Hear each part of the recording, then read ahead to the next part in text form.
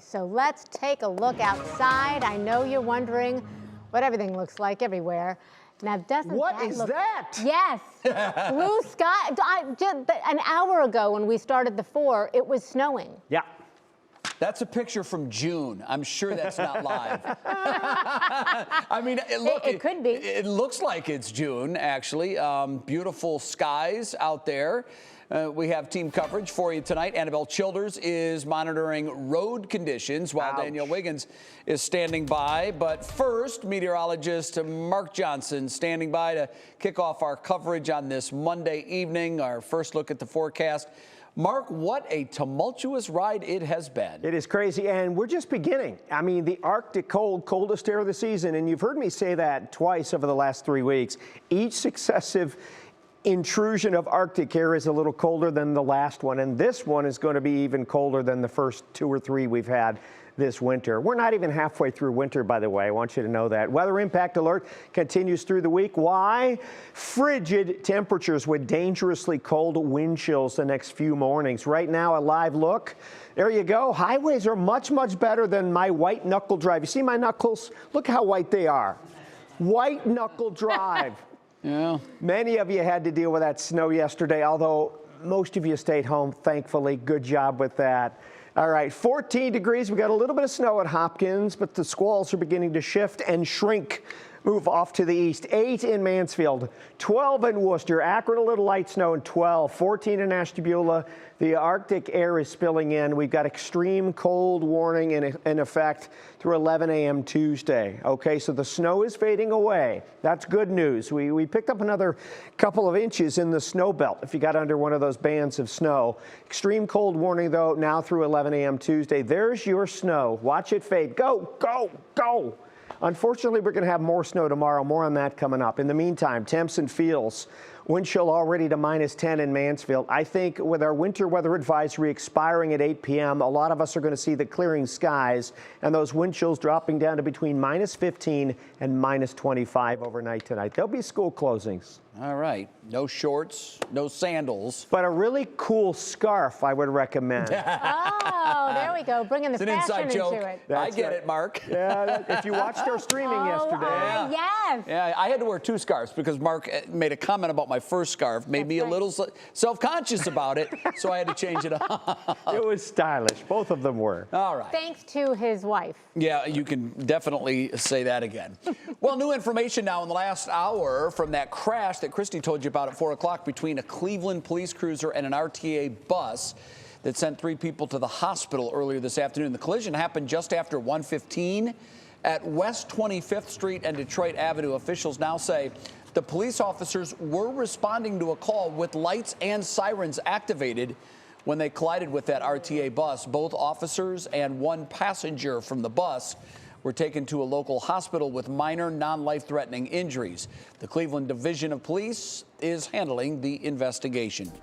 And we have another update for you now from the last hour. Take a look at these pictures. Wow.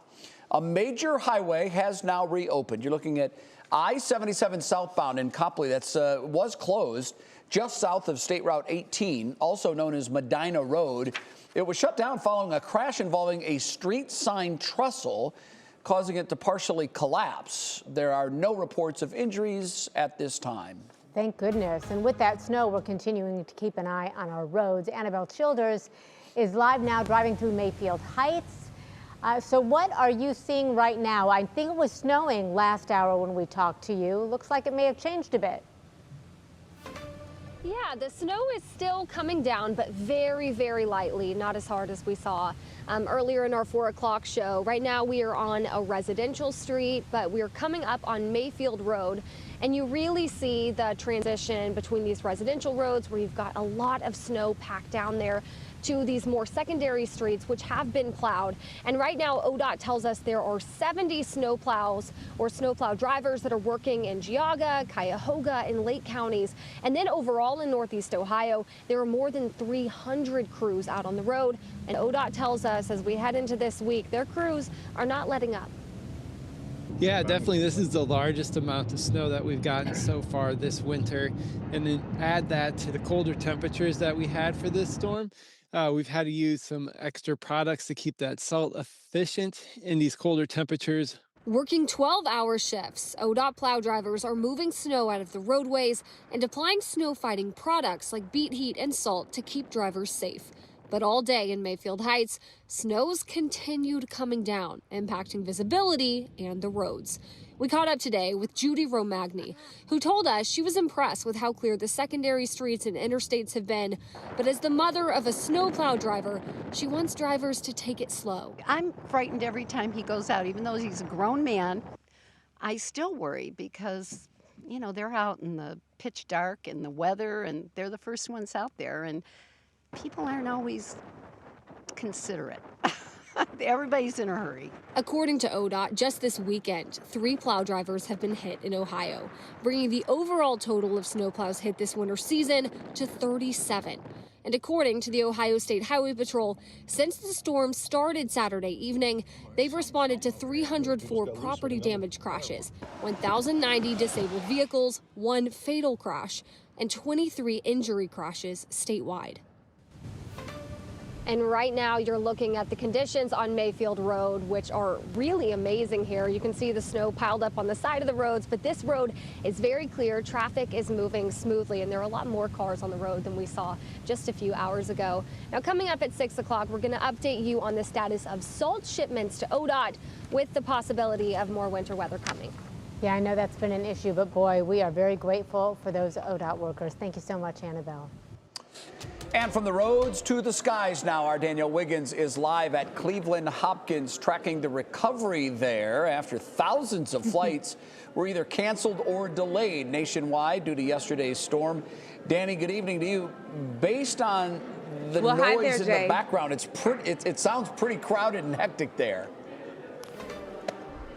Well, actually, it's not as crowded as you would expect. In fact, I just checked FlightAware, and right now, about 22% of outbound flights are canceled from Hopkins, and along with 20% of arrivals. So I've been communicating with travelers all day today, and one woman from Summit County who was supposed to fly home from Florida yesterday tells me her flight was canceled, and the airline originally couldn't get her out of Fort Lauderdale until Thursday due to the storm. Well, I was in contact. She says she was able to move that up to Wednesday, but she's still stuck there for the next few days. I also spoke to Gilles Millard, who lives in Madison. He tells me he flew out of South Africa yesterday and landed in Atlanta at 7 this morning. He was flying Delta out of Atlanta, which is the airline's largest hub. Millard describes what he saw on the runway this morning. Usually you have a long line of planes. There was no planes, so we assumed there were a lot of cancellation. But our flight to Cleveland, and we were surprised. The land of snow and ice, you know, our flight was great. Yes, the land of snow and ice. Okay, so a representative from Delta tells me that they are making stable progress in recovering from yesterday. According to FlightAware, almost half of Delta flights were canceled Sunday, with 58% of American Airlines flights canceled as well. And in total, there were nearly 13,000 flights canceled Sunday, with 22,000 delays. So as I've been here for the last few hours here at Hopkins, there has been a steady flow of traffic, but not very busy. I heard people overheard them talking about, wow, it's kind of clear here. Someone was flying in from Florida saying everyone is stuck in Florida. Well, that's a nice place to be stuck. But Jay, we were saying the same thing, Danny. At 6. Right. Coming up at 6, though, which airlines still have Cleveland Hopkins on their travel alert list? All right. Stuck in Florida, what should I do? The beach comes to mind. Danielle, we look forward to that report. We'll see you in just a little bit. Meanwhile, if you want to stay up to date, scan that QR code that you see on your screen.